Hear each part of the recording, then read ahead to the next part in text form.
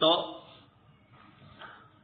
سب سے پہلے اس قاعدے پر بحث کی، چونکہ اڑ گیا تھا موبائل میں سے، خیر وہ کہیں اور جمع ہوگا تو وہاں سے نکال کر پیش کریں گے۔ تو قواعد مقاصدیہ کے سلسلے میں یہ گفتگو ایک قاعدے کے ذریعے کیلانی صاحب سمجھاتے ہیں کہ اس قاعدے سے اس بات کا بخوبی علم ہوتا ہے کہ صرف نصوص کے ظاہر کا اعتبار کرنا شارع کے مقصود سے مطابقت نہیں رکھتا، بلکہ یہ تشریع کی حقیقت کے خلاف ہے۔ هذه القاعدة التي وضعها الشاطبي لتبين صراحة أن الوقوف عند ظواهر النصوص فقط لا يتفق وقصد الشارع، یعنی شارع کا قصد اور یہ دونوں متفق نہیں ہو سکتے، بل یتنافى وطبیعت التشریع نفسه، شریعت کی تشریع صرف الفاظ کے ظاہر پر نہیں محمول ہوتی ہے، لفظوں کو ہی شریعت نہیں دیکھتی ہے، اس سے معانی کی طرف بھی دیکھتی ہے۔ اذا التشریع لیس معانی مجردہ یؤخذ عن طریق قواعد اللغة والنحو والصرف، بہت اچھی بات فرما رہے ہیں کہ تشریع محض ان معانی کا نام نہیں ہوتی جو زبان کے قواعد کی مدد سے حاصل ہوتے ہیں، نحوی قواعد، صرفی قواعد اور بلاغتی قواعد۔ الفاظ جب اس سے ذکر کیے جاتے ہیں تو الفاظ میں ان قواعد کا لحاظ تو ہوتا ہے، لیکن آپ ان الفاظ ہی کا اعتبار کر لیں اور اس سے نکلنے والے معانی سے صرف نظر کر لیں تو یہ بات نہیں ہوتی ہے۔ قواعد کی مدد سے یہ قواعد صرف حاصل نہیں ہوتے ہیں، بلکہ ان میں حکم کی علت اور حکمت، مصلحت اور غایت پر مشتمل متعدد دلائل و قواعد کا دخل ہوتا ہے۔ اسی کو آگے ذکر فرمایا، بل التشریع دلالات و قواعد قامت علی علل و حکم و مصالح و غایات اقتضت تشریع الاحکام فلا یصح والحال كذلك، بس یہ بات اس طریقے سے سمجھ میں نہیں آتی ہے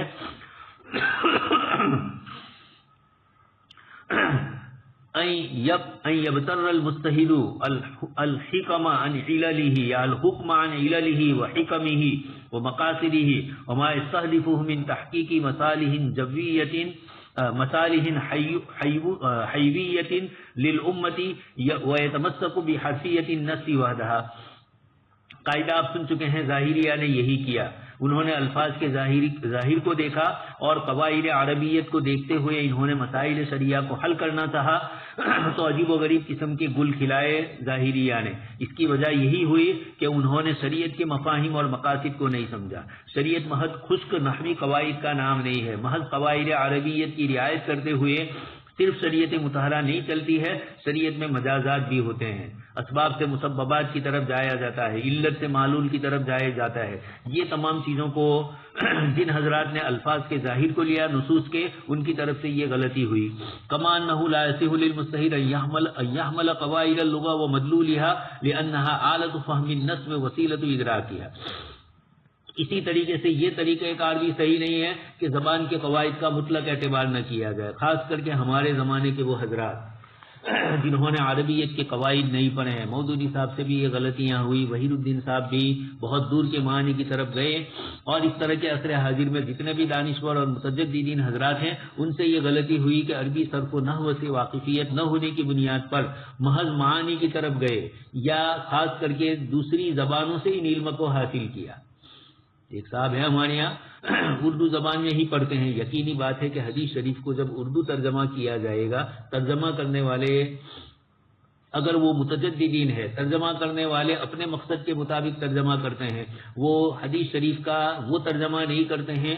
اس لیے مدارس اسلامیہ میں نحو صرف جو پڑھایا جاتا ہے وہ ان قواعد اور ان اصول کی روشنی میں پڑھایا جاتا ہے جس میں قرآن کریم نازل ہوا۔ اب بہت سے لوگ کہتے ہیں کہ آپ کے یہاں ترکیب ہو رہی ہے نحو کی، اور یہ بچوں کے اوپر ایک عجیب قسم کا بوجھ ڈالنا ہے۔ یہ بوجھ ڈالنا نہیں ہے، ہاں اس میں غلو کیا جائے، بخاری میں بھی پھر آپ ترکیب کرواؤ تو یہ غلط چیز ہے۔ یعنی طالب علم کو ایک پہلے سال سے لے کر 7ویں سال تک مسلسل نحو ہی کے پیچھے لگاؤ، یا نحو کی ایک ضمنی چیز ہے ترکیب، جس کے ذریعے آدمی کلمات کے حیثیت کو جانتا ہے۔ صحیح ترجمہ آدمی تبھی کر سکتا ہے جبکہ ترکیب جانتا ہو، خاص کر کے شعراء کے کلام میں بھی۔ اسی لیے آپ نے دیکھ لیا شرح صدور الذہب کے اندر اور اسی طریقے سے نحو کی کتابوں کے اندر جہاں اشعار آئے تو ان اشعار کا ترجمہ سیدھا سادہ تھوڑا ہوتا ہے، وہاں مبتدا کہاں ہوتا ہے، خبر کہیں اضافت ہوتی ہے، ظرف مظروف ہوتے ہیں، جار مجرور ہوتے ہیں۔ یہ ظرف مجرور کا کس سے تعلق؟ ظرف اور مظروف کا اور جار اور مجرور کا کس سے تعلق یہ اگر پتہ نہیں ہے. اسی طرح موصوف اور صفت آئی تو اعراب میں کیا فرق ہے, یہ موصوف کی صفت یہ ہے یا یہ صفت نہیں ہے بلکہ اور الگ سے کلمہ ہے, جملہ مستانفہ ہے, یہ اس طریقے کی. تو اتنی تراکیب تو جاننا ضروری ہے, اتنا نحو تو جاننا ضروری ہے. اب جو حضرات انگلش ہی جانتے ہیں اور انہوں نے انگلش میں ہی بخاری کا ترجمہ دیکھا, انہوں نے انگلش ہی کے اندر اس طریقے سے فقہ کو پڑھا, یقینی بات ہے کہ عربیت اگر مکمل نہیں ہے تو چونکہ عربی زبان کے قواعد سے واقف نہیں اور عربی زبان نہیں پڑھی ہے یا کم پڑھی ہے, یہ ہمارے اہل علم میں بھی ہو سکتا ہے, علماء کرام میں بھی جن کا نحو پکا نہیں ہے, تو ایسا ہو سکتا ہے کہ وہ مفاہیم کو نہیں سمجھ پاتے اور اس کی بنیاد کے اوپر وہ اب جب آدمی الناس اعداء لما جہلوا جس علم سے ناواقف ہوتے ہیں تو اب کہہ دیتے ہیں یہ حضرات ہمارے پڑھے لکھے کہ عربی زبان کی, بلکہ ہمارے ہاں ایک صاحب آئے انگلینڈ سے, انہوں نے میرے سامنے کہا وَلَقَدْ يَسَّرْنَا الْقُرْآنَ لِلذِّكْرِ وَلَقَدْ يَسَّرْنَا الْقُرْآنَ لِلذِّكْرِ. میں نے وہ کہہ رہے تھے کہ میں قرآن کی تفسیر لکھ رہا ہوں. میں نے کہا آپ کو عربی زبان آتی ہے؟ تو کہ کیا ضرورت, یعنی یہ نہیں کہا کہ نہیں آتی, یہ کہا کہ کیا ضرورت. میں نے ان کو کہا کہ میں خود انگلش اگر اچھی طرح نہیں جانتا ہوں, جیسے میں نہیں جانتا ہوں اتنا, اور میں آپ کے سامنے سائنس کی باتوں پر گفتگو کروں اور میں حوالہ دوں سائنس کی کتابوں کا جبکہ میرا انگلش اتنا پختہ نہیں ہے, تو یقینی بات ہے کہ آپ اس کو نہیں مانیں گے. آپ تو کیا, آپ جیسے تمام دانشور نہیں مانیں گے. اور عربی زبان جس کی نزاکت انگلش زبان سے بھی زیادہ ہے, جس کے سیگے بھی انگلش سے زیادہ ہے, جس کے قواعد بھی انگلش زبان سے زیادہ ہے, آپ اس زبان کے قواعد اور اصول نہیں جانتے ہیں, آپ کو نہ نحو کا پتہ ہے نہ صرف کا پتہ ہے. بہت سی چیزیں میں نے ان کو پوچھی, کہا اس کی ضرورت ہی کیا ہے. میں نے کہا یہ بھی عجیب ہے, انگریزی زبان کا گرامر میں نہ جانوں اور انگریزی کے متعلق میں آپ سے وہ بات کروں جو کسی اور گرامر نے نہیں کی ہے. میں نے کہا یہ تو گناہ ہے, اور قرآن کریم اور عربی زبان اتنی سستی ہے کہ آپ عربی نہ جانتے ہوئے بھی آپ مجھے کہہ رہے ہیں. انہوں نے مجھے کہا کہ دیکھیے قرآن نے فرمایا وَلَقَدْ يَسَّرْنَا الْقُرْآنَ لِلذِّكْرِ أَيْ لِلتِّنْكِ, ای تو میں بول رہا ہوں, انہوں نے کہا کہ لِتِّنْک. میں نے کہا یہ لِتِّنْک آپ نے کسی انگریزی کتاب میں پڑھا ہے تبھی آپ کہہ سکتے ہیں, ورنہ لِذِّکْر آپ نہیں کہہ سکتے. آپ محتاج ہوئے کسی کے, آپ بغیر عربی پڑھے ہوئے سیدھے بول دو کہ فلانی آیت کا یہ ترجمہ ہے. میں آپ سے پوچھ رہا ہوں وَالْعَادِيَاتِ ضَبْحًا فَالْمُورِيَاتِ قَدْحًا, یہ تو خیر تھوڑا مشکل بھی ہے, ہمارے طلباء کو بھی اس کا ترجمہ نہ آتا ہو, لیکن یہ ہے کہ اور دوسری اس طرح کی عبارتیں آپ پیش کیجئے اور اس کا ترجمہ کیجئے, تو نہیں کر سکے. میں نے کہا آپ یہ لسٹنگ جو کیا یہ آپ نے کس سے کیا ہے, آپ نے یہ لیا ہے کسی انگلش ترجمے سے, تو انگلش ترجمے کے آپ محتاج ہوئے, تو اب یہ بھی ضرورت ہوئی کہ ترجمہ کرنے والے نے صحیح ترجمہ کیا ہے یا نہیں. اور قرآن کریم عربی میں نازل ہوا ہے, اس کے الفاظ اور اس کے معانی کی رعایت زبان کے قواعد اور معانی کو جاننے کے ساتھ ہوتی ہے. محض صرف زبان نہ جانو اور مطالب نکال لو آپ, دنیا کے کسی علم و فن میں یہ صحیح نہیں. تو قرآن کریم کے لیے بھی وہی اصول اور وہی ضابطے عربی زبان کے لیے بھی چلیں گے. خیر, یہ فرمانا چاہتے ہیں ان دونوں قواعد کے ذریعے کہ الفاظ کی بھی رعایت ضروری, معانی کی. یہ کہنا چاہتے ہیں کہ دیکھیے امام شاطبی رحمۃ اللہ علیہ نے یہ دونوں قاعدے ذکر کیے. ظاہریہ کی طرف صرف آپ ظاہر کی طرف نہیں گئے اور باطنیہ کی طرف صرف باطن کی طرف نہیں گئے کہ الفاظ مقصود نہیں ہے, معانی مقصود ہے. لکل شیء ظاہر و باطن, باطنی فرقے نے نماز لفظ کہا اور کہا کہ اس سے نماز مراد نہیں ہے, روزہ لفظ کہا اور کہا اس سے یہ مراد نہیں ہے, اور دور دور کے معانی نکالے اپنے مقصد کے لیے. تو ایسے باطنی فرقے پیدا ہوئے. تو ظاہری فرقے بھی نقصان کرتے ہیں, صرف ظاہر کی رعایت کرنے والے اور ہر جگہ پر باطن مراد لینے والے وہ بھی نقصان کرتے ہیں. عصر حاضر کا ہمارا جو یہ اس طرح کا پڑھا لکھا طبقہ ہے وہ کتاب و سنت کے مسائل میں الجھتا ہے, نہ اصول فقہ کا پتہ ہے نہ مسائل شرعیہ کا پتہ ہے, اور اپنی طرف سے ٹھوک ٹھاک کرتے ہی رہتے ہیں. یہ اس طرح کی چیزیں ہیں کہ جو اعتدال سے ہٹ گئے. اس طریقے سے صرف الفاظ کے ظاہر پر رہنا, جیسے عیسائیت کے یہاں تھا, بائبل کے الفاظ ہی کو دیکھا, انہوں نے معانی کو نہیں دیکھا. تو بائبل میں شدت پسندی جو بولی جاتی ہے, فنڈامنٹل جو بولا جاتا ہے, یہ فنڈامنٹلزم یہ عیسائی مذہب کی پیداوار ہے. اسلام میں فنڈامنٹل ہو ہی نہیں سکتا ہے. یعنی اسلام کسی چیز کے صرف ظاہر کو پکڑے رکھنے کا نام نہیں ہے, حرفیت اس کو بولتے ہیں, حرفیت کا نام نہیں ہے. اسلام حرف اور معانی دونوں کی طرف گیا. عیسائی مذہب میں بائبل کا ترجمہ کرنا شرک تھا, اس لیے کہ بائبل کا جو ترجمہ ہوتا ہے تو پھر اس کے بعد اس کے معنی نکلتے ہیں, اور معنی کس قسم میں یہ نکلتے, جو انہوں نے گڑبڑیں کی ہے وہ عبارتیں آ جاتی سامنے. غلط قسم کے مطالب نکلتے تو وہاں یہ کیا گیا. اس لیے کبھی کبھار مسلمانوں کو لوگ بولتے ہیں کہ آپ لوگ شدت پسند ہو، آپ لوگ فنڈامنٹلسٹ ہو. ہم کہتے ہیں کہ اگر اس کا معنی یہ ہے کہ اصل کتاب کے ساتھ جڑے ہوئے ہو، الفاظ اور معانی کے ساتھ، تو یہ بنیاد پرستی ہم سے بہتر کس کی ہوگی. لیکن وہ یہ معنی مراد نہیں لے رہے ہیں. لیکن ہم ان کو کہتے ہیں کہ صحیح ہے، آپ نے ہمیں یہ کہا کہ بنیاد پرست ہو، تو ہمیں اپنی بنیاد کا پتہ ہے، آپ کی تو بنیاد کا ہی پتہ نہیں ہے. شاول نے، سینٹ پول نے آپ کی بنیاد ہی ختم کر دی، اور اس طرح تمام مذاہب کا یہ حال ہے. لیکن ہمارے یہاں صرف بنیاد پرستی نہیں ہے، اس مفہوم میں نہیں ہے. ہمارے یہاں الفاظ کی بھی رعایت ہوتی ہے، معانی کی بھی رعایت. خیر، تو اسی لیے قرآن کریم کا ترجمہ جب حضرت صاحب ولی اللہ رحمۃ اللہ علیہ نے لکھا فارسی کے اندر، تو کچھ لوگوں نے اشکال کیا اور آپ کے اوپر بدعتی کا الزام لگایا. لیکن لکھنے والے اللہ پاک کی طرف سے ایک بہت بڑے مفسر تھے. اس لیے یہ بھی ہوتا ہے کہ جو قرآن کریم کے معانی نہیں جانتا ہے، عربی زبان سے واقف نہیں ہے، اور وہ قرآن کا ترجمہ کرنے بیٹھ جائے گا تو یقیناً گڑبڑ کرے گا. اس قاعدے کے ذریعے امام شاطبی رحمۃ اللہ علیہ نے بتلایا کہ قواعد مقاصدیہ مجتہد کو معتدل راہ بتلاتے ہیں. وہ الفاظ کی بھی رعایت، معانی کی بھی، اور صرف الفاظ معانی نہیں، اس کے علاوہ اور بھی دوسری جو چیزیں ہوتی ہے اس میں بھی ایک مجتہد کو معتدل رکھتے ہیں. اچھا، دوسرا، اس کلام کا تو حاصل بتلا دیا، اجتہاد کا رخ صحیح رکھنے کا وسیلہ اور ذریعہ ہے. اسی کو فرمائے فَأَمْسَتْ هَذِهِ الْقَوَائِدُ بِذَلِكَ وَسِيلَةً لِضَبْطِ الْاجْتِهَادِ بِالرَّأْيِ وَتَقْوِيمِهِ وَتَصْحِيحِ مَصَارِهِ. یہ بہت ضروری تھا، اس لیے اجتہاد کے صحیح رخ کو الفاظ اور معانی کی شکل کے اندر امام شاطبی نے اس قاعدے کے ذریعے متعین کیا. تو قواعد مقاصدیہ مجتہد کو صحیح رخ عطا فرماتے ہیں. اچھا، دوسرا یعنی اعتدال پر رکھتے ہیں.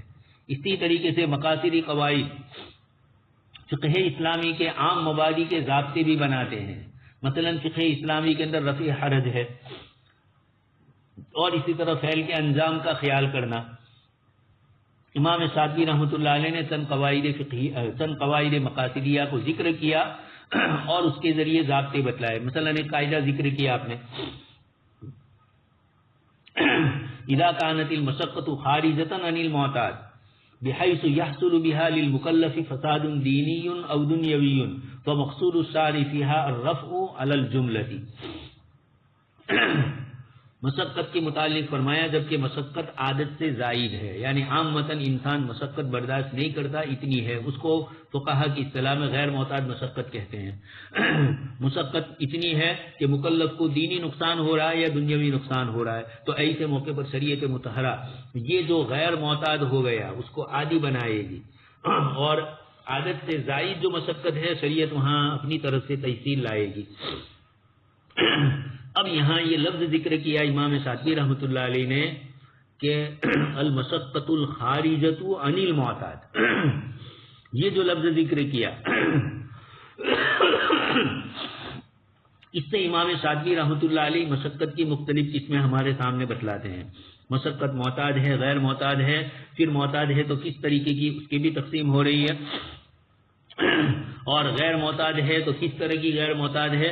تو معلوم یہ ہوا کہ شریعت مطہرہ نے یہ جو قاعدہ ذکر فرمایا ہے رفع حرج کا، وما جعل علیکم فی الدین من حرج یرید اللہ بکم اليسر ولا یرید بکم العسر، تو کب عسر ہے کب یسر ہے، اور یہ عسر کس درجے کا ہے جو شریعت مطہرہ میں سہولت لانے کا اب ذریعہ بن رہا ہے. تو مشقت غیر معتاد عادتاً بندہ اس کو نہیں کر سکتا. آگے امام شاطبی رحمۃ اللہ علیہ جب ان مشقت کے قواعد کو ذکر کریں گے اور مشقت کی مختلف تقسیمات کریں گے، اس کے ذریعے وہ رفع حرج اور یسر اور عسر کی تعین کر رہے ہیں.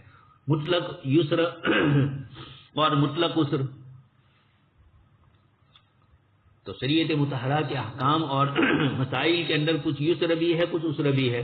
کب یسر، اب کسی جگہ پر عسر ہے اس کو یسر سے تبدیل کب کر سکتے ہیں، ان مسائل کے اندر آسانی کب پیدا کر سکتے ہیں جبکہ وہ مشقت اس درجے کی ہو جو معتاد نہ ہو. اور اگر معتاد ہے، جیسے حج کے سلسلے کے اندر سب سے زیادہ مشقت حج میں آتی ہے، چونکہ وہ عشق الہی کا آخری درجہ ہے، اور اس کے اندر حاجی اپنے کپڑوں میں بھی نہیں رہا، اپنی زبان پر بھی نہیں رہا، زبان بھی عربی لبیک اللہم لبیک کی صدائے بلند کر رہا ہے، اور کپڑے بھی اپنے محتاج نہیں ہے، اور اب وہاں پر اس کو جو مشقت آتی ہے تو عمومی طور پر تو اس مشقت کو برداشت کرنا ہے. لیکن اگر وہ زیادہ غیر معتاد ہو گئی گزشتہ سالوں کے اندر مشقت تھوڑی زیادہ ہو گئی کنکری مارنے کے مسئلے کے اندر. اس کی وجوہات کی آج سے 10-15 سال پہلے ایسا ہوا تھا کہ کنکری مارنے کی جو جگہیں تھی، ایک تو عمارت پہلے ایک ہی کنکری مارنے کی جگہ تھی، پھر اس کے بعد 2 ہوئی، پھر اس کے بعد انہوں نے اور اوپر منزل لیے اور پھر شیطان کو بھی بڑا کر دیا. راستے کے اندر لوگ بیٹھے رہتے تھے. ہم نے دیکھا آج سے 1998 میں جب گئے تو کنکری مارنے کے لیے جانا تھا، سارا راستہ بلاک تھا، لوگ بیٹھے ہوئے تھے وہاں پر. ہمارے ساتھ ہمارے گاؤں کے ایک صاحب تھے، سراج بھائی، مرحوم ہو گئے وہ، تو انہوں نے دعوتی جماعت کے ساتھی تھے. انہوں نے مجھے کہا کہ مولانا یہیں سے جانا ہے اور میں آگے نکلتا ہوں. میں نکلوں گا تو خود بخود ابھی یہ عورتیں ہوں گی، مرد ہوں گے، اپنے پیر سمیٹ لیں گے تاکہ ہمارے لیے راستہ ہو جائے گا. پہلے تو مجھے اچھا نہیں لگا کہ کسی کے پیر پر پیر گر جائے اور کسی کو نقصان، اور حج میں ہم. انہوں نے کہا کہ اس کے بغیر چارہ نہیں، چاروں طرف یہ لوگ بیٹھے ہوئے ہیں، ملیشین، انڈونیشین ایسے بیٹھے ہوئے تھے کہ سارا راستہ گھیر لیا تھا. رات کا وقت ہے، پھر بھی کنکری مارنے کے لیے جانا مشکل، مغرب بعد کا، تو عورتیں وغیرہ تھی، اس لیے اس وقت کو تجویز کیا گیا تھا. تو وہ چلے تو خود بخود راستہ ہو گیا، تو یہ بھی پریشانی تھی. اچھا، اسی طریقے سے راستے میں جہاں سے جا رہے ہیں کنکری مارنے، وہیں لوگ واپس بھی آ رہے تھے. یہ ساری پریشانیاں تھی. اب تو وہ ساری پریشانیاں دور ہو گئی، تو اب کنکری مارنے کی جگہ پر کوئی پریشانی نہیں ہے. لیکن جس وقت یہ مشقت تھی اس وقت یہ غیر معتاد تھی، پریشانی تھی. خاص کر کے بڑی عمر کی عورتیں، مرد بیچارے، ان کو کنکری مارنے کے لیے جانا ہے تو ان کے لیے پریشانی. تو اور پھر حادثات ہوتے تھے. سب سے بڑی چیز تو وہ تھی. تو صلاح الدین سلطان صاحب نے ایک چھوٹا سا رسالہ لکھا ہے اور انہوں نے مثال دے کر بتلایا کہ اتنے لوگ اتنی دیر میں اتنی کنکری مار سکتے ہیں، اور حاجیوں کی یہ تعداد ہے. اتنی تعداد بیک وقت اگر فرض وقت سنت وقت کے اندر مارنے جاتی ہے تو ساری کی ساری تعداد مکمل نہیں ہوتی، اور اس کی بنیاد کے اوپر وہاں پریشانیاں ہوتی ہے، دھکا مکی ہوتی ہے، اور پھر اس کی بنیاد پر مرنے کے بھی حادثات اور واقعات پیش آئے. اس وقت انہوں نے لکھا تھا. ہم نے بھی اپنی گجراتی کتاب کے اندر اس طریقے سے حج کے مسائل میں لکھا. اس وقت کی مشقت کو دیکھتے ہوئے خود آنکھوں سے مشاہدہ کر چکے تھے ہم. لیکن پھر اس کے بعد ہم حج کے لیے گئے 2 مرتبہ. اس کے بعد توفیق ہوئی اللہ پاک کی طرف سے. تو دونوں مرتبہ، خاص کر کے پہلی مرتبہ تو کم راحتیں تھی، لیکن دوسری مرتبہ جب گئے تو اتنی راحتیں کہ جس وقت بھی آپ کنکری مارو کوئی پریشانی، کوئی تکلیف نہیں. فجر بعد بھی ہم لوگ کنکری کے لیے گئے عید کے دن، تو وہاں بھی آسانی ہوئی سورج کے طلوع ہونے کے بعد. اور باقی دنوں میں بھی گئے دوپہر کو زوال بعد، اس میں بھی کوئی پریشانی نہیں. تو اب فتوے میں تبدیلی آئے گی. جب اس طریقے کی مشقت غیر معتاد ہوگی تو اس وقت اجازت دی جائے گی، اور جب وہ مشقت اس طرح کی نہیں رہی تو پھر اس کے اندر آسانی. پھر اس کے اندر بھی مشقت میں بھی فرق ہے. نوجوان آدمی کی مشقت اور ایک بڑی عمر کے آدمی کی مشقت، ان کا لحاظ کرتے ہوئے شریعت نے اس طریقے سے مسائل میں آسانی فرمائی. یہ جو مشقت کے ضابطے متعین ہو رہے ہیں اور اس کے نتیجے میں یسر کے ضابطے متعین ہو رہے ہیں. مشقت متعین ہوگی تو ضابطے اس کے بعد یسر کے متعین. یہ کہا جا رہا ہے امام شاطبی رحمۃ اللہ علیہ نے چونکہ ضابطے بھی رفع حرج کے بتلائے، اسی طرح فعل کے انجام کا کا خیال رکھنا، اس میں بھی امام شاطبی رحمۃ اللہ علیہ نے بہت سی چیزیں لکھی. آگے آ رہا ہے اسی میں یہ قاعدہ ذکر کیا، اور بھی چند قواعد ہے اور مشقت کی تحدید کی. تو امام شاطبی کے یہ قواعد ذکر کرنے کے نتیجے کے اندر ہمارے لیے مشقت کی تعین آسان. اور پھر کیلانی صاحب نے اس کو الگ الگ ائمہ کے اقوال سے، احناف، شوافی وغیرہ سے متعین کر کے، الگ الگ ائمہ کے اقوال نقل کر کے اس کو اور زیادہ منقح کر دیا ہے. تو قواعد مقاصدیہ شریعت مطہرہ کی وہ اجمالی بحثیں ہوتی ہے جس کا تعین ہر فرد کے لیے متعین کرنا مشکل ہوتا ہے، اس کے بھی قواعد متعین کر دیے جاتے ہیں مقاصد کے اندر، اور ان قواعد کی روشنی کے اندر بہت آسان ہو جاتا ہے. تو یہ قواعد مشقت کی تحدید کر دی، جس کے نتیجے میں یسر کی بھی تحدید ہو گئی. ان قاعدے سے وہ مشقت، اور اس قاعدے کے مطابق یہ وہ مشقت ہوتی ہے جس کے نتیجے میں دینی یا دنیاوی فساد لازم آئے. یہ جملہ کہہ دیا. اب ایک مفتی اور مجتہد کو اس کو جاننا ضروری ہے تاکہ شریعت کے ان احکامات کے اندر جہاں مشقتیں آتی ہے، نماز میں بھی آتی ہے، روزے کے مسائل میں بھی آتی ہے، بیمار آدمی ہے روزے میں اور اب اس کے لیے نئی نئی ٹیکنیک آئی ہے، دن کے اندر ان چیزوں کو استعمال کرنا ہے یا رات کو استعمال کرنا ہے، اور اسی طریقے سے اس کی بنیاد کے اوپر لوگوں نے تحدید بھی کر دی اسلامی فقہ اکیڈمی جدہ اور مکہ مکرمہ کے کچھ سیمیناروں کے اندر اور خود ہمارے اسلامی فقہ اکیڈمی دہلی کے سیمیناروں کی تجاویز میں بھی آیا کہ روزوں کے اندر مثلا ایک آدمی روزے سے ہے اور اس کے ساتھ اس کا شوگر ڈاؤن ہو رہا ہے، پریشر بڑھ رہا ہے، تو کتنا پریشر بڑھ جائے تو اس کے لیے افطار کرنا جائز ہے. اسی طریقے سے کتنا لو ہو گیا شوگر اس کا، 7 کی بتلائی ہے کہ 7 کے اندر اگر چلا جائے یا 7 ہو جائے تو اب یہ خطرے کی گنتی ہے، تو روزہ توڑ سکتے ہیں. یہ مسلم اطباء کے ماہرین کی رائے سے یہ مشقت کی ایک مقدار بتلائی. لیکن ہم نے حضرت مولانا قمر الزمان صاحب کو دیکھا کہ 7 سے نیچے ہو گیا ہے، شام کو خاص کر کے ہو جاتا تھا، تو حضرت پھر بھی روزے سے رہتے تھے. لیکن اس کے لیے ایک علاج کر لیا کہ سفر کرنا بند کر دیا. افطاری اس سال جب یہ پریشانی ہوئی تو افطاری کے لیے آپ نہیں جاتے تھے دوسری جگہ، اور وجہ یہی تھی کہ شوگر کے اندر ذرا کچھ ڈھیلے پڑ جاتے تھے بالکل اثر کے بعد. اب اگر افطاری کے لیے جا رہے ہیں تو پریشانی لاحق ہو رہی ہے.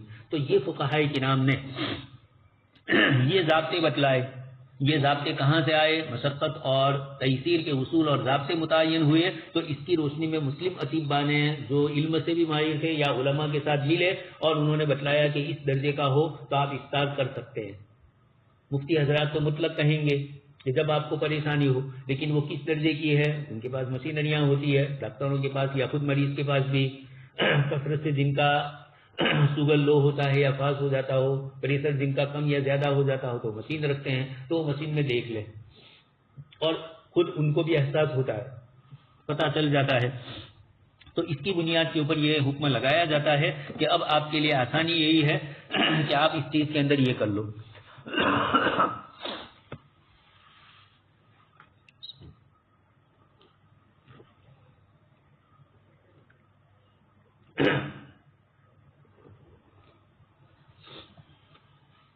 یہ اس طرح کی چیزیں جو بیان کی جاتی ہے اس کے ذریعے مفتی حضرات کے لیے کافی فائدے ہوئے.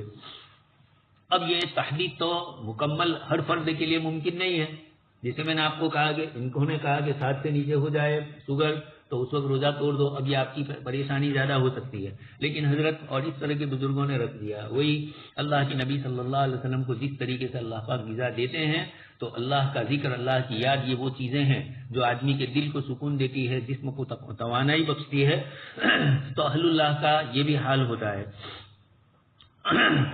تو اب یہ بتلانا ہے کہ یہ مشقت کے اصول اور ضابطے فوائد مقاصدیہ کے ضمن میں متعین ہوتے ہیں، اور اس کی روشنی کے اندر مسلم اطباء کچھ اس طرح کی تخصیص کر کے سمجھانے کے لیے، اقرب الفہم کرنے کے لیے یہ ڈاکٹری اصطلاح کو استعمال کرتے ہوئے کبھی کبھار کہتے ہیں. تو اسلامی فقہ اکیڈمی جدہ اور مکہ میں ان کو فراوانی زیادہ ہے، چونکہ مسلم ملکوں میں ہو رہا ہے. سعودی عرب میں ہی عمومی طور پر ہوتے تھے، جدہ اور مکہ مکرمہ میں. تو یقینی بات ہے کہ اس کا فائدہ یہ ہے کہ بہترین ماہرین مسلمان جو اطباء ہوتے ہیں ان سے مشورے لیے جاتے ہیں یا ان کو اس مجلس میں حاضر کیا جاتا ہے اور کچھ سوالات ان کے سامنے رکھے جاتے ہیں اور جوابات ملتے ہیں. وہ ڈاکٹری لائن سے کہیں گے، یہ علماء اسلامی اصول اور ضابطوں کی روشنی میں کہیں گے. تو اس کی بنیاد کے اوپر قواعد مقاصدیہ سے ہمیں عبادتوں کی ادائیگی اور یسر اور عسر کی اصولی اور ضابطے کی چیزیں معلوم ہوتی ہیں اس کے ذریعے. خیر، تیسری چیز جو ذکر کر رہے ہیں یہاں پر، ثانیاً كذلك فإن هذه القواعد تجسد ضوابط للمبادئ والمقررات الفقهية العامة كمبدأ رفع الحرج ومبدأ النظر في المعالات الافعال. جیسے میں نے ابھی کہا، امام شاطبی رحمۃ اللہ علیہ نے اذا كانت المشقة خارجة عن المعتاد بحيث يحصل بها للمكلف فساد ديني او دنیوی ومقصود الشارع فيها الرفع على الجملة. فساد دینی اور دنیوی کی تحدید کون کرے گا؟ تو یہی مشقت کے سلسلے کی تحدیدات، اس کی بھی تحدید کر دی ہے. حیث ذات هذه القاعدة كالضابط، یہ قاعدہ ایک ضابطے کی شکل میں آیا جو مشقت کے نتیجے میں تیسیر کو لازم کرتا ہے اور تسہیل پیدا کرتا ہے. اچھا، آگے کہنے ولیس المقام هنا مقام بیان لهذه القاعدة ولغيرها من القواعد الأخرى. مجھے بھی یہی پریشانی پیش آ رہی ہے کہ آپ کو ایک قاعدے کے ضمن میں جو چیز سمجھانی ہے وہ سمجھائی جا رہی ہے، لیکن قاعدہ بھی آپ کے لیے نیا ہے، اگرچہ وہ قاعدہ آگے آ رہا ہے. اس لیے اگر اجمالاً تھوڑا کچھ سمجھ لیا جائے تو آگے پھر وضاحت یعنی تکرار نہ ہو، تحصیل حاصل آپ جیسے فقہا کے لیے نہ ہو جو آپ کے لیے پریشانی کا باعث ہو. ایک چیز جانتے ہو اور پھر دوبارہ اس کو جاننا پڑ رہا ہے.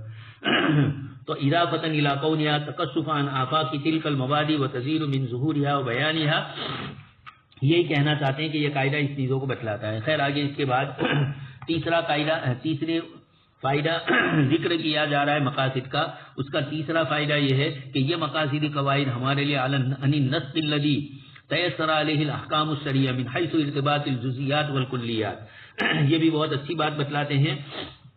یہ قواعد مقاصدیہ اس کے ذریعے وہ راہ بھی واضح ہو کر سامنے آتی ہے جس پر چلتے ہوئے شریعت کے جزوی احکام کلیات سے مربوط ہوتے ہیں. ایک مفتی آدمی جزیات کو پڑھا ہوا ہے لیکن اور قواعد فقہیہ بھی پڑھا ہوا ہے، یقیناً قواعد فقہیہ سے بھی جزیات اور کلیات کا من وجہ پتہ چلتا ہے، لیکن پوری شریعت کے ہر مسئلے کے اندر جب مقاصد شریعت آپ جانیں گے، اس کا فائدہ یہ ہوگا کہ تمام جزیات کو ان کلیات کے دائرے میں یہ مقاصد لے آتے ہیں.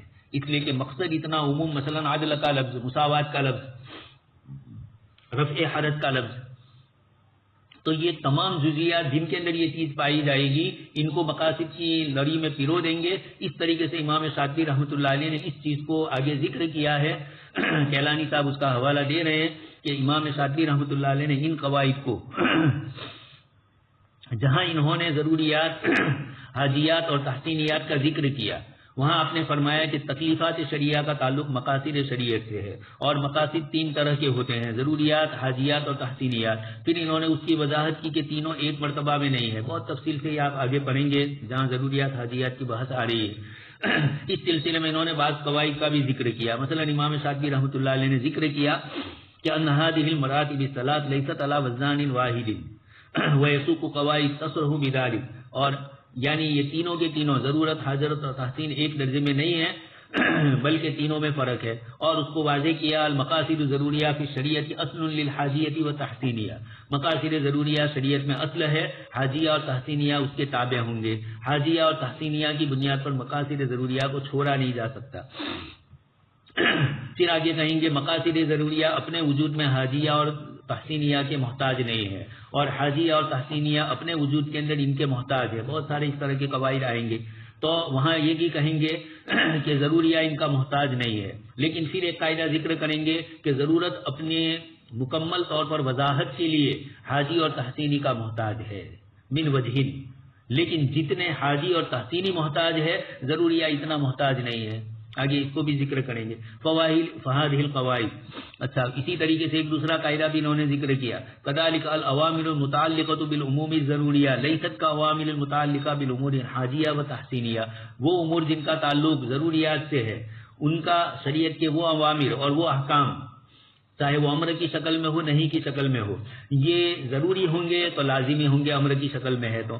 اور اسی طریقے سے حاجی اور تحسینی ہے تو ان کا وجوب، ان کا لزوم اتنے درجے کا نہیں ہوگا جتنا ضرورت کا لزوم ہوتا ہے. تو یقینی بات ہے کہ نفس امر ہونے کے اعتبار سے تو یہ تینوں شریک ہو گئے، لیکن ضروری امر ہے اس کا درجہ اعلیٰ ہے، اور حاجی اور تحسینی میں جو امر ہے وہ امر ارشادی کے طور پر ہوگا. خاص کر کے تحسینیات کے اندر حاجی کے اندر ہوگا تو وہ سنن مؤکدہ وغیرہ کو ثابت کرتا ہوگا، اور تحسینیہ میں ہوتا ہے وہ عمومی طور پر مستحبات اور سنن غیر مؤکدہ کو شامل ہوتا ہے.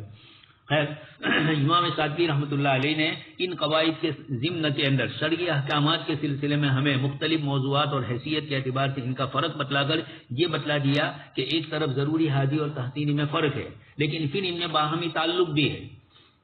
اس بنیاد کے اوپر ضروری اپنے وجود میں ان دونوں کا محتاج نہیں ہے، لیکن اپنی تقویت کے لیے ان کا محتاج ہے. آگے آئے گا وہ ان قواعد کے ضمن میں یہ قاعدے کا بھی پتہ چلے گا کہ شریعت کے تمام جزیات باہمی ایک دوسرے سے الگ الگ ہے، لیکن ان تمام میں باہم ربط اور ارتباط کا ایک نقطۂ متوسطہ ایک نقطہ ہے کہ جو ان تمام کو ایک لڑی میں پیروتے ہیں، اور اس بنیاد کے اوپر وہ جزیات اور کلیات کا باہمی فرق بھی اور باہمی اتحاد بھی بتلائیں گے. آگے آئے گی وہ تفصیل سے بحث ہے. اس کے ضمن میں گویا کہ یہ قواعد یہ نہیں کہنا چاہتے ہیں مجموعی طور پر قواعد مقاصدیہ سے جو فائدے ہیں، پھر اس کو کن مقاصد قواعدیہ سے کون سا فائدہ ہے اس کو ذکر کر رہے ہیں.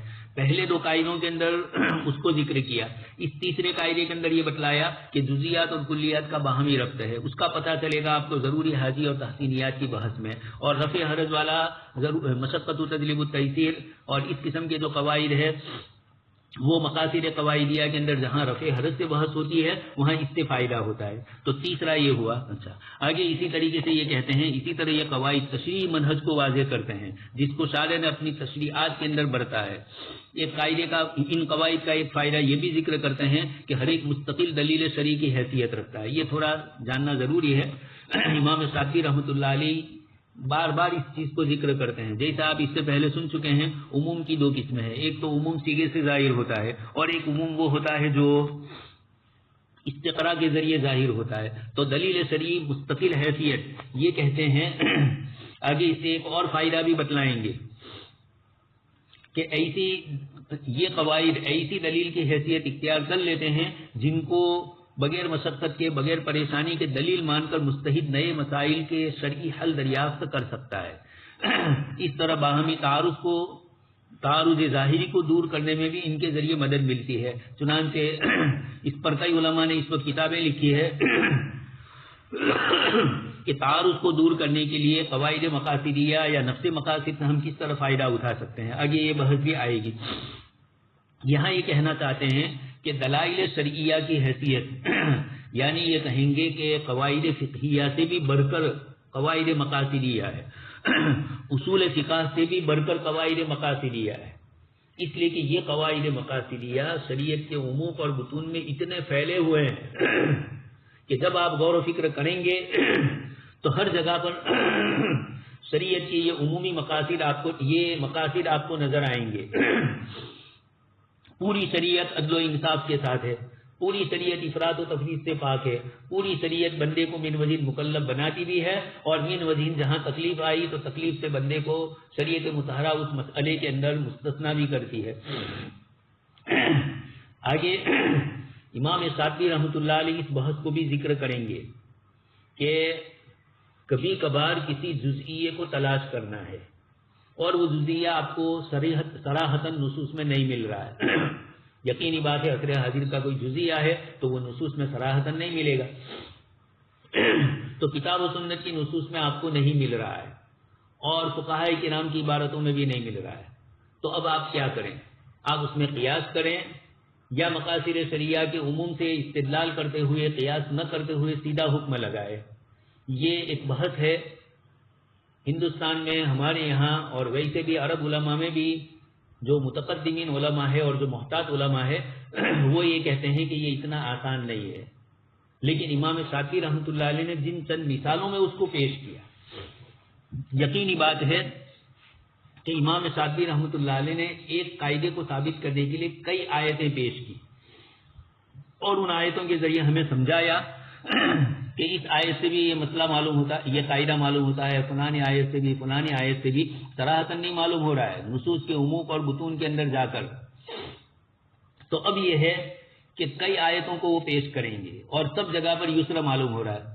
اب آپ جانتے ہیں کہ اصول فقہ میں بھی کچھ چیزیں ایسی ہوتی ہیں جو عمومی ہوتی ہے لیکن وہ محدود ہوتی ہے. قواعد فقہیہ اس سے بھی محدود اور ضابطۂ فقہیہ اس سے بھی محدود. بیچ میں نظریہ ہے. وہ قواعد فقہیہ اور اصول فقہ کے درمیان کے عموم کو یہ سمجھانے کے لیے میں آپ کو کہہ رہا ہوں فقہا نے کوئی ایسا مقیاس اور ایسا تھرمومیٹر متعین نہیں کیا ہے کہ جس کے ذریعے معلوم ہو. چنانچہ ضروریات کے مسائل جہاں آتے ہیں, احسن الفتاوی میں حضرت مولانا رشید احمد لدھیانوی رحمۃ اللہ نے لکھا ہے کہ ضروریات کوئی ایسی چیز نہیں کہ جس کا کوئی ہمارے پاس تھرمامیٹر ہو.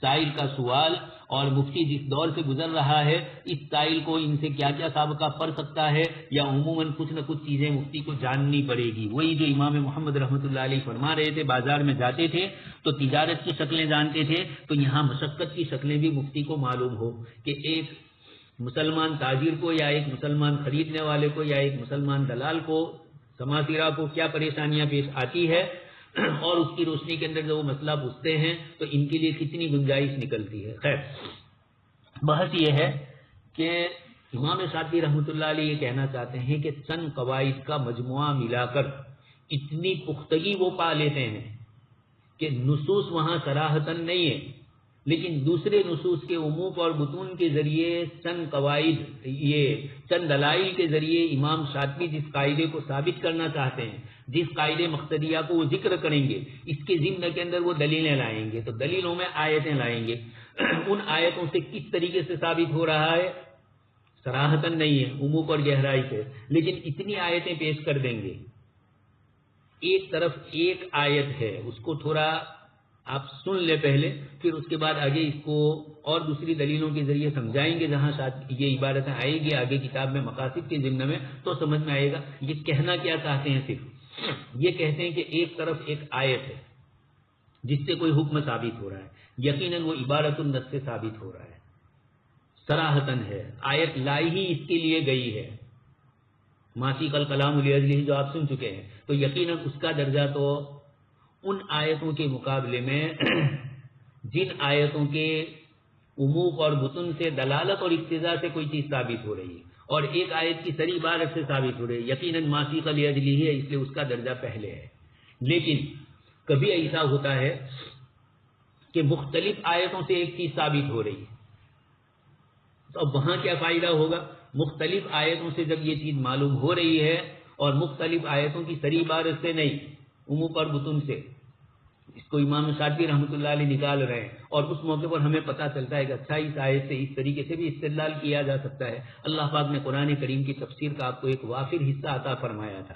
اس بنیاد کے اوپر امام شاطبی رحمۃ اللہ علیہ نے اس جگہ پر ایک مسئلہ بھی ذکر کیا ہے. خیر پہلے تو یہ سمجھ لیجئے کہ ایک مستقل دلیل شرعی کی حیثیت ہے، بہت سارے دلائل کے استقراء سے پتہ چلا، تو اب یہ قاعدہ ایسی شکل اختیار کر لیتا ہے جس کو دلیل ماننے میں مجتہد کو نئے مسائل کے شرعی حل کرنے میں پریشانی نہیں ہوتی ہے. چنانچہ اب یہ کہتے ہیں آگے امام شاطبی بھی کہتے ہیں، کیلانی صاحب بھی کہتے ہیں کہ اگر کسی مسئلے کے اندر آپ کو کوئی عبارت صریح کتاب اللہ کی نہیں مل رہی ہے تو اب آپ قیاس کریں گے، قیاس کے بجائے آپ مقاصد شریعت کا استقراء کیجیے. استقراء کی بنیاد پر آپ کو دلائل کا ایک دلائل کا انبار ملے گا، مختلف آیتوں سے وہ ثابت ہو رہا ہے، لیکن اس کے لیے آپ کو علم پہلے چاہیے شاطبی والا اور کیلانی والا. اور اسی طریقے سے شیخ محمد ابن طاہر ابن عاشور نے بھی کئی جگہ پر اس طریقے سے ذکر، محمد طاہر ابن عاشور نے کئی جگہ پر اس کو ذکر کیا ہے. مقاصد شریعت کے اس مفہوم کو ہی ڈاکٹر نجات اللہ صدیقی صاحب نہیں سمجھ سکے اور انہوں نے ایک دعویٰ ایسا کر دیا. میرا انداز یہ ہے، کہیں کسی جگہ صراحتاً لکھا نہیں ہے، لیکن چونکہ امام شاطبی کی اس عبارت سے وہ گوتھا کھا گئے ہوں تو وہاں امام شاطبی رحمۃ اللہ، یعنی وہ یہ کہنا چاہتے ہیں نجات اللہ صدیقی صاحب کہ اگر کوئی نیا مسئلہ ہے اور کتاب اللہ میں اس کی ممانعت ہے لیکن پریشانی ہے تو نصوص کو چھوڑ دیا جائے گا. یہ نص صریح کو چھوڑنے کا امام شاطبی نے یا اور کسی بھی فقیہ اور مجتہد نے نہیں فرمایا ہے. وہ تب کہتے ہیں جبکہ کوئی دوسری آیت سے معلوم نہیں ہو رہا ہے صراحتاً، تو اب آپ استقراء کیجیے آیتوں میں، قیاس کرنے کی ضرورت نہیں ہے، قیاس فقہی، اور اس کے بجائے آپ استقراء کے ذریعے بھی اس مسئلے کو ثابت کرتے ہیں. کوئی جزیہ ہے، اس جزیے کے لیے اس طرح کی کوئی عبارت نہیں مل رہی ہے تو ایک طرف آپ قیاس کریں اور ایک طرف آپ استقراء کریں مقاصد شریعت کے ان قواعد سے، اور کتاب و سنت کے استقراء سے کوئی مقصدی قاعدہ نکالیں اور اس کے ضمن کے اندر اس جزیے کو بھی ثابت کریں اس قاعدے کے ماتحت کرتے ہوئے.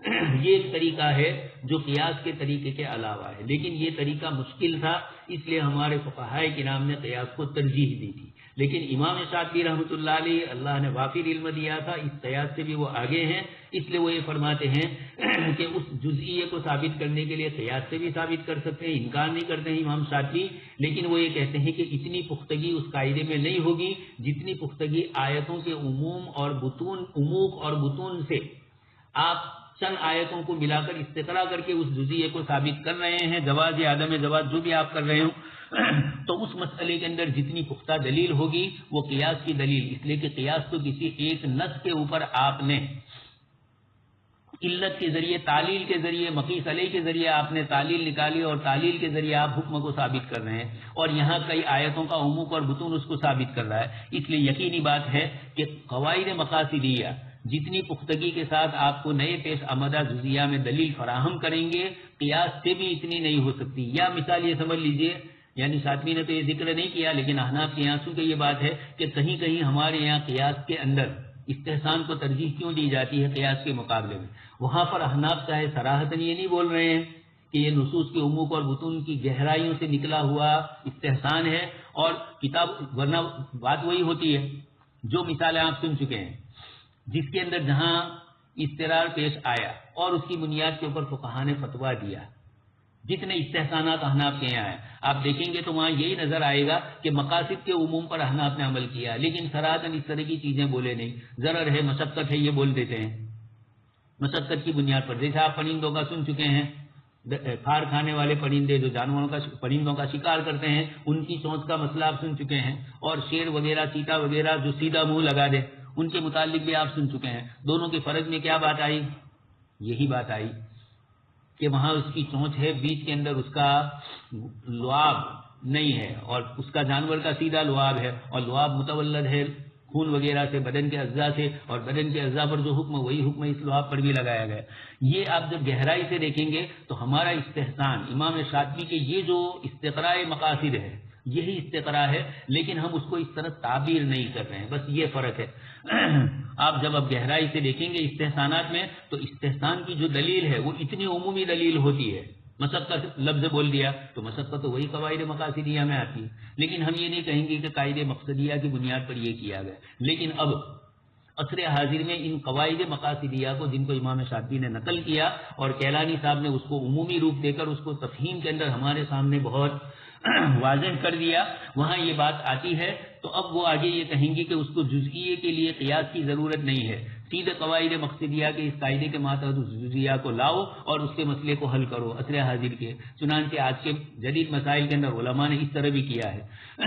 لیکن اب میں یہ کہنا چاہوں گا کہ دونوں چیزوں کا فرق ملحوظ رکھتے ہوئے آپ کو یہ کہنا ہوگا کہ یہ قیاس ہے اور یہ استحسان ہے. یہ قیاس اور یہ استحسان جو احناف بولتے ہیں وہاں یہی بات ہوتی ہے کہ یہاں قیاس کے مقابلے میں استحسان کی دلیل قوی ہے. وہ دلیل کون ہوتی ہے؟ عمومی دلیل ہوتی ہے. آپ بارہا غور کریں گے یہی نظر آئے گا. اور وہی بات امام شاطبی یہاں پر نص کے عموم کو بطون سے نکل کر استقراء کی شکل کو پیش کرتے ہیں. تو یہ بہت اچھی چیز امام شاطبی نے ذکر کی ہے. کیلانی صاحب فرماتے ہیں کہ جب آپ نصوص میں استقراء کرتے ہیں اور اس سے ہم استقراء کر چکے ہیں اور قواعد آپ کے سامنے پیش کر چکے ہیں، ہمارے قواعد کی روشنی میں جب آپ کسی جزئیے کو حل کریں گے جہاں آپ کے لیے قیاس پر عمل کرنے میں پریشانی ہو رہی ہو تو یقینی یا آپ عمل کریں، لیکن آپ دیکھیں گے کہ اس قیاس کے مقابلے میں مقاصد شریعت سے جو چیز ثابت ہو رہی ہے، استقراء سے جو ثابت ہو رہی ہے، جو قاعدہ ہم نے ذکر کیا اس سے جو جزیہ نکلتا ہے تو وہ جزیہ آپ کو زیادہ گہرائی میں پہنچائے گا، شریعت کے مقاصد پہ آپ کو اقرب کرے گا. آگے اس کے بعد ایک بات اور بھی کہہ رہے ہیں قواعد کے سلسلے کے اندر، تھوڑا میں نے یہاں تفصیل زیادہ کی. آگے اس کے بعد 5ویں نمبر کے اوپر جو چیز ذکر کرتے ہیں کہ یہ قواعد شریعت کو عبث اور بیکار ہونے کی ظاہری ایک شک اور شبے سے یا مستشرقین کی طرف سے اعتراض ہو کہ شریعت کا یہ حکم کیوں دیا گیا، تو یہ مقاصد شریعت پوری شریعت کو اتنا جوڑے ہوئے ہیں ایک دوسرے کے ساتھ کہ جس کی بنیاد پر شریعت کا ہر حکم آپ کو ایک سمت بتلائے گا. اور اسی سلسلے میں کیلانی صاحب آیت بھی پیش کرتے ہیں افحسبتم انما خلقناکم عبثا، کیا تم نے یہ سمجھ لیا کہ ہم نے یہ تم کو بیکار پیدا کیا، بلکہ احکام دیے. ان احکام میں بھی ہم نے تمہارے ساتھ مصلحت اور مقصد سے کام کیا ہے. اس لیے ہر مقصدی قاعدہ جن معانی کو شامل ہے وہ اس بات کی واضح دلیل ہے کہ شریعت اسلامیہ عبث نہیں ہے، بے سمت سفر نہیں ہو رہا ہے، بلکہ نہایت اعلیٰ مقاصد کے حصول کی کوشاں ہے. اسی لیے آپ دیکھیں گے جب آپ مقاصد شریعت کو پڑھیں گے، لیکن چونکہ ہم نے جو کتاب منتخب کی ہے اس میں مقاصد شریعت اصول اور قواعد کے ضمن میں ہے، اور انسانی طبیعت عمومی طور پر محاسن شریعت کی عادی ہے. یہاں آپ کو جب یہ چیزیں ملے گی اس کے بعد بھی آپ کو مزید غور و فکر کرنا پڑے گا تو آپ کو پتا چلے گا کہ یہاں مقاصد شریعت سے کس طریقے سے شریعت کا بے عبث ہونا، شریعت کا عبث والا ہونا یعنی عبث کی نفی ہو رہی ہے، اور بے عبث ہونا کیوں معلوم ہو رہا ہے. جب یہ آپ گہرائیوں میں جائیں گے تو عجیب عجیب چیزیں آپ کو اس کے بعد ملے گی. لیکن چونکہ ایسی باتیں حکمت شرعیہ، اسرار شریعت اور محاسن شریعت کے عنوان سے آتی ہے تو وہ اصول اور ضابطے میں نہیں ہوتی. اس لیے ہر ایک آدمی کو، ہم لوگ پڑھتے تھے حضرت مولانا برار صاحب رحمۃ اللہ علیہ کے پاس، اللہ پاک نے ان کو علم تفسیر کا ایک بڑا وافر حصہ عطا فرمایا تھا. آپ کو اس میں بھی استحانہ شان حاصل تھی مجتہدین کی طرف، تو تفسیر سے بھی عجیب عجیب آپ آیتوں سے مسائل نکالتے تھے. اسی طرح مسلم شریف ان سے ہم نے پڑھی، مسلم شریف میں بھی عجیب و غریب قسم کے احادیث مبارکہ سے بھی وہ استدلال کرتے تھے، اس لیے کہ وہ یہی کہتے تھے کہ استقرا کرو، آپ غور و فکر کرو. خیر، تو ایک مرتبہ ایسا ہوا کہ حضرت کے یہاں تو اس طرح کے نکات اور اس طرح کے اثرات کثرت سے ہوتے تھے. ایک دوسرے بیچارے مدرس تھے جو دوسرے شعبے میں پڑھا رہے تھے. انہوں نے ایک دن، ہم لوگ پڑھ رہے تھے، ان کے پاس تجوید کی کتاب تھی، پڑھ رہے تھے. انہوں نے یہ کہا کہ یہاں آپ کو میں ایک نکتہ بتلاتا ہوں. چونکہ عادی تھے ہمارے ساتھی وہی نکتہ سمجھنے کے، اور یہ قاری صاحب تھوڑے سخت بھی تھے، ان کی شپت بہت خطرناک ہوتی تھی. تو ہمارے ساتھی سب ہنسنے لگے. اب وہ بیچاروں کو پتہ نہیں چلا کہ یہ کیوں ہنس رہے ہیں. وہ سمجھے کہ میرے نکتے پر ہنس رہے ہو، اور یہ ہنس رہے تھے. اور اتفاق یہ تھا کہ کچھ طلباء کو انہوں نے اس کتاب میں شریک بھی نہیں کیا تھا، وہ ہر ایک کو شریک نہیں کرتے تھے استعداد کی بنیاد پر، اور جو محنت کرے وہ ان کے یہاں کچھ شرطیں بھی تھی، تو اس میں بھی وہ نہیں تھے. تو وہ کتاب بھی نہیں پڑھ رہے تھے، اور وہاں انہوں نے نکتہ بتلایا. تو وہاں تو ہنسے. باہر نکلتے ہوئے ہمارے ایک ساتھی تھا، اس نے مجھے کہا کہ لو اب یہاں بھی نکتے آنے لگے. یعنی وہ بیچارہ، حالانکہ انہوں نے جو چیز بتلائی تھی وہ اس فن کے اعتبار سے بہت اچھی چیز تھی، لیکن اس فن کی قدر سمجھے تو خیر. تو کبھی کبھار یہ ہوتا ہے کہ یہاں جو ہم پڑھیں گے جو مقاصد، اب مثلا ضرورت، استحسان، ضرورت، حاجت اور تحسینیات، مقاصد خمسہ، اس پر بحث. اب آپ یہ کہیں گے یہ کون سی چیز ہوئی، لیکن جب گہرائی سے دیکھیں گے تو یہ آپ صلی اللہ علیہ وسلم کا معجزہ میں سمجھ رہا ہوں کہ اللہ پاک نے امام الحرمین جمینی کے دل میں یہ بات ڈالی، یا آپ نے کسی بزرگ کے کلام سے سمجھی ہو.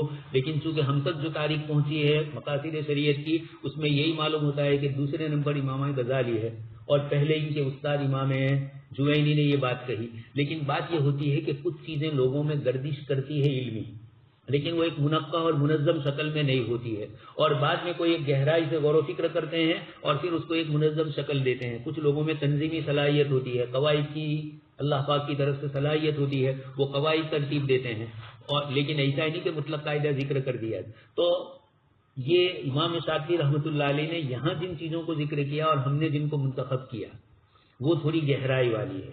جب اس کی گہرائی میں آپ چلیں گے اور پھر اسی کے مطابق آپ نئے کوئی مسئلے کے اندر یا شریعت کا کوئی نیا کوئی حکم ہے پہلے سے، اس حکم میں غور کریں گے کہ آخر شریعت نے یہ حکم کیوں دیا، تو آپ مقاصد خمسہ سے باہر نہیں نکلیں گے.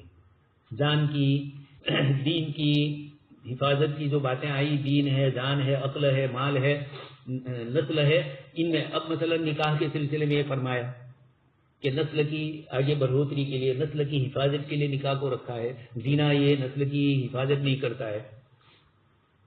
اس کی ایک مثال وحید الدین خان صاحب نے جرم کے سلسلے میں دی ہے. اسلام اور اسلامی جو جرائم، اسلام میں جو جرائم کی سزا ہے، ان سزاؤں کے سلسلے میں بحث کرتے ہوئے انہوں نے ایک بات ذکر کی کہ اس وقت امریکہ کے اندر ایک نئی بیماری پھیلی ہوئی ہے بچوں کے اندر. ایک تو یہ ہے کہ ایک نئی چیز پیدا ہوئی ہے. دونوں چیزیں انہوں نے الگ الگ ذکر کی. ان کا یہ کہنا ہے کہ جو وہاں ایک رواج پڑ گیا ہے، بغیر ماں اور بغیر باپ کے بچوں کو ایسے لوگوں کے پاس رکھنا، چاہے وہ عورتوں کے پاس رکھنا، مردوں کے پاس، لیکن ماں اور باپ نہیں ہے. انہوں نے تو ذواقین و ذواقات سے چک کر انہوں نے تو اس بچے کو باہر نکال دیا. اب حکومت ان کی نگرانی کرتی ہے. پھر بلیک واٹر میں بھی ایسے ہی لوگوں کو استعمال کرتے ہیں جن کے اندر، اس لیے کہ جو بچہ بغیر ماں باپ کی تربیت اور پرورش کے، ماں اور باپ کے بغیر تربیت پاتا ہے، عام متن یہ ہوتا ہے کہ اس کو تربیت اور تعلیم نہیں دی. کبھی یہ ہو جائے کہ دادا نے تربیت کی، ماں نے اچھی تربیت کی، خیر ماں کا تو میں انکار کرتا ہوں کہ ماں اور باپ نہیں ہوتے ہیں ان کے، تو کبھی کبھار ایسا ہوتا ہے کہ کوئی استاد ایسے مل گئے، کوئی رشتہ دار ایسے مل گئے، لیکن اگر کوئی اس طرح کا نہیں ملا تو یہ اس طرح کا جو بچہ پیدا ہوتا ہے، ماہرین نفسیات کا کہنا ہے کہ وہ یا تو انتہائی بزدل پیدا ہوتا ہے، یا وہ انتہائی بے خوف ہوتا ہے. اس کو ممتا نہیں ملی ہے، اس کو آنکھ نہیں ملی ہے باپ کی، کوئی کام کرنے گیا تو بریک لگانے والا، لیکن بریک صحیح طریقے سے، ہر چیز میں بریک نہیں لگائے تو پھر بزدل ہو جاتا ہے. اور یہ کہ بریک لگائی صحیح جگہ پر، لیکن ساتھ میں ماں کی شفقت بھی ملی، ممتا بھی ملی، تو باپ کا تھوڑا غصہ اور ماں کی شفقت، یہ دونوں ملا کر مجموعی طور پر اولاد کو جو تیار کرتے ہیں، یہ ایسی ہی چیز نہیں ہے. اسلام نے نکاح کو جو مشروع رکھا ہے، وحید الدین خان صاحب نے خاتون اسلام نے کئی مثالیں لے کر پیش کی کہ دو عورتیں مل کر ایک بچے کی تربیت کرنا چاہ رہی تھی، پرورش، جیسے آج کل ان کے اندر چلتا ہے شادیوں کا مطلب. تو اس طریقے سے ایک دن بچے نے اچانک پوچھ لیا کہ میرے ابا کون؟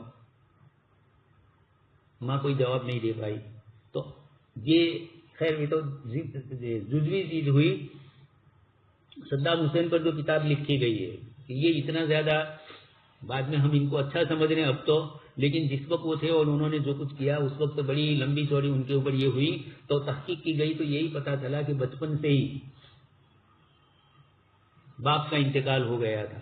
تو جو تربیت اور پرورش ہوئی وہ سب سے اس قسم کے لوگوں کے درمیان ہوئی، تو مزاج بھی سب سے ان کا ہو گیا. پھر اس کے بعد انہوں نے اس طرح کے کارنامے انجام دیے. پھر بعد میں تھے سنی، اس اعتبار سے بعد میں اب ہمیں یاد آ رہے ہیں، لیکن کچھ چیزیں تو ایسی ضرور تھی کہ جس پر انہوں نے ایسا کیا. اور انہوں نے جو کویت کے ساتھ مسئلہ کیا اس کے پیچھے بھی یہی چیز کار فرما تھی، یہی مزاج ان کا. خیر تو یہاں گفتگو یہ ہے، وہاں اور بھی دوسرے بہت سارے مسائل سے بات تھوڑی دور جا رہی ہے. یہاں بتلانا یہ ہے کہ شریعت مطہرہ عبث اور بیکار نہیں ہے، یہاں ہر چیز ایک دوسرے سے جڑی ہوئی ہے. میں یہ کہنا چاہتا تھا کہ ہمارے عزیز طلبہ یہ جو یہاں قواعد ذکر کیے ہیں ان قواعد کو ایک اصولی اور قاعدے کی روشنی میں پڑھنا ہے، لیکن اس کے ساتھ ساتھ آپ کو مزید محاسن اسلام کا فائدہ تب ہوگا جب اسلامی شریعت کے عمومی نظریہ والی کتابیں بھی اور محاسن اسلام نے نماز سے یہ رکھا، روزے سے یہ رکھا. اور اسی طریقے سے ہم تو چونکہ وراثتی مومن ہے اس لیے ہمیں اس کی لذت کا کوئی پتہ نہیں ہے. جو بیچارے نئے مسلمان ہوتے ہیں اور وہ اسلام کی کسی خوبی کو بتلاتے ہیں، جب وہاں آپ دیکھیں گے تو ایسی گہری چیز وہ کبھی کبھار بتلاتے ہیں کہ ہمارا وہاں تصور نہیں جاتا. اب مثال کے طور پر بات تھوڑی دور کی ہے لیکن ایک مثال دوں. ایک صاحب قرآن کریم کی آیت پڑھ رہے تھے مستشرق، او کظلمات فی بحر اللجی یغشاہ موج من فوقہ موج من فوقہ سحاب ظلمات بعضها فوق بعض اذا اخرج یدہ لم یکد یراہا. یہ جملہ اذا اخرج یدہ لم یکد یراہا کہ جب وہ اپنا ہاتھ نکالتا ہے سمندری سفر کے اندر رات کی تنہائی کے اندر لم یکد یراہا، اتنا اندھیرا چھا جاتا ہے کہ اپنا ہاتھ بھی نظر نہیں آتا ہے. اب یہ مستشرق پڑھ رہا تھا لیکن 50 سالہ اس کا تجربہ تھا سمندر کے سفر کا. اس چیز نے مجھے اسے یہاں فائدہ دیا. قل سیروا فی الارض فانظروا، زمین میں سیر کرو اور اللہ کی قدرت کی نشانیوں کو دیکھو. اس نے جب یہ قرآن کریم کی آیت پڑھی، وہ تو ایسے مخلہ بھی تباہ ہو کر پڑھ رہا تھا، لیکن جب یہ اذا اخرج یدہ لم یکد یراہا، قرآن کریم نے تو شرک اور کفر کی مثال کے طور پر اس کو ذکر کیا ہے. او کظلمات فی بحر اللجی کو دو مثالیں دی ہے، اوپر ایک اور مثال اور یہ دوسری مثال. لیکن یہ اپنے فن کے اپنے تجربے کے اعتبار سے اس آیت کو دیکھ رہا تھا. جب اس نے اس آیت پر وہ پہنچا لم یکد یراہا تو اس نے مقدمے ترتیب دی. اس نے یہ کہا کہ سمندری سفر کے اندر یہ لم یکد یراہا کا جو واقعہ پیش آتا ہے وہ روزانہ اور ہر سال پیش نہیں آتا ہے. کبھی کبھار سمندر کے اندر ایسا ہوتا ہے کہ انتہائی گہرا اندھیرا ہو جاتا ہے اور ایسا ہوتا ہے. اس نے کہا کہ یہ وہ آدمی ہوگا جو مجھ سے زیادہ یا میرے جیسا تجربہ کار ہوگا، ایک دو سفر میں اس کا احساس نہیں ہوتا ہے. یہ مسلسل سمندروں میں سفر کرنے والا وہی اس کو لم یکد یراہا کو لکھ سکتا ہے. تو پہلے مقدمہ یہ قائم کیا کہ یہ جو کہنے والا ہے وہ میرے جیسا برسوں کا سمندر کا تجربہ کار ہے. دوسرا مقدمہ قائم کیا کہ حضرت محمد صلی اللہ علیہ وسلم نے سمندر کا کبھی سفر نہیں کیا. معلوم تھا اس کو تاریخی اعتبار سے، لیکن یہ ملایا اس نے. ان دونوں کو ملانے کے بعد اس نے یہ کہا کہ یہ جو بات کہی جا رہی ہے حضرت محمد صلی اللہ علیہ وسلم کی طرف سے بالکل نہیں ہے، یعنی یہ اللہ کا کلام ہے، یہ ان کا کلام نہیں ہے. اس کی دلیل کیا؟ یہ جو سمندری سفر پیش آتا ہے وہ برسوں کے تجربے کے بعد آتا ہے. انہوں نے کبھی سمندر کا سفر نہیں کیا اور یہ اس چیز کو ذکر کرتے ہیں جو برسوں کے تجربے کے بعد معلوم ہوتی ہے اور صحیح ہے. ایک سے ایک تھوک دے کوئی بات، یہ اس کو تجربے میں آئی تھی برسوں کے، تو برسوں کے تجربے کے بعد جو چیز آئی اس کے بعد میں کہہ رہا ہوں. جب اس کو یہ دو مقدمے اس نے ملائے تو اس کے بعد اس نے کہا کہ یقیناً یہ ان کا کلام نہیں، یہ اللہ کا کلام، اور پھر ایمان لے آئے. جرمنی کے تھے. یہ کیا ہے؟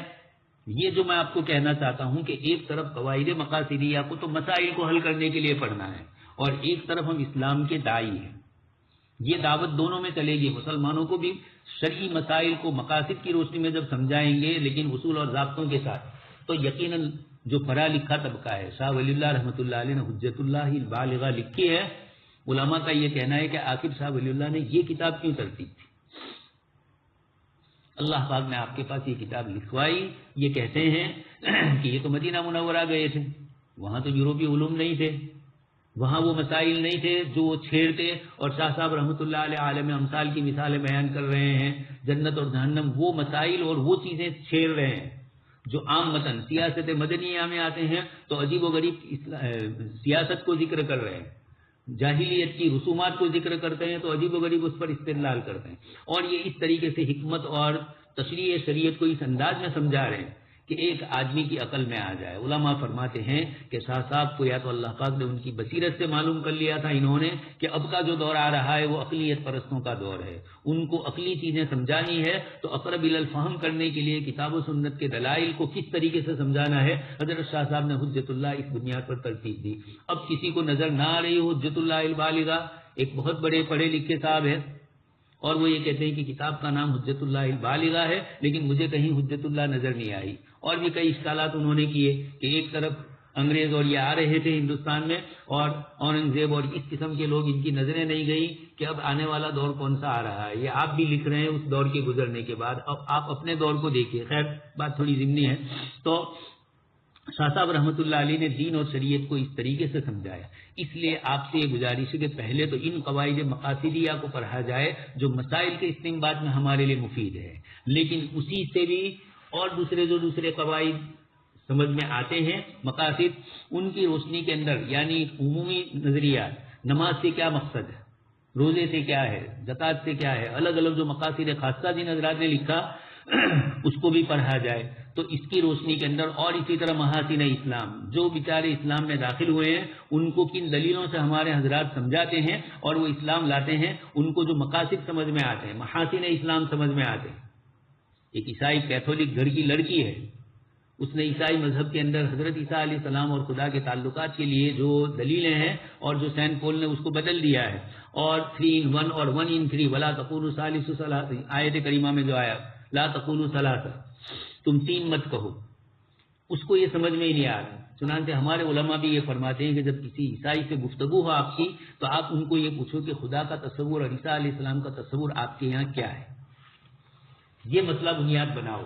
قرآن نے ہمیں اس طرف اشارہ فرمایا، چنانچہ جب اس مسئلے کو چھیڑتے ہیں تو اطمینان بخش جواب نہیں دیتے۔ ابھی ایک صاحب کا میں نے مضمون پڑھا تو انہوں نے یہ کہا کہ جب یہ مثال ہم ان کے سامنے چھیڑتے ہیں تو ان کو ان کے چہروں سے پتہ چل جاتا ہے کہ اب یہ پریشان ہوگا، اب یہ جواب دینے کے قابل نہیں ہوگا، اس لیے وہ بھی اس سے بچنا چاہتے ہیں اور کہیں نہ کہیں ادھر ادھر کوئی بات رکھ دیتے ہیں۔ خیر بات دور جا رہی، تو اس بچی کو پریشانی تھی کہ سمجھ میں نہیں آ رہا عیسائی مذہب، بہت ساری ادھر ادھر کتابیں پڑھی، لیکن کہیں بھی توحید کا وہ واضح تصور جو قرآن نے بتلایا ہے، آسمانی کتابوں میں ہوگا لیکن لوگوں نے محرف تحریف کر دی اس کی، اب نہیں ہے۔ غیر آسمانی کتابوں کا تو سوال ہی نہیں ہے، وہاں تو ایسے ہی قصے کہانیاں ہیں۔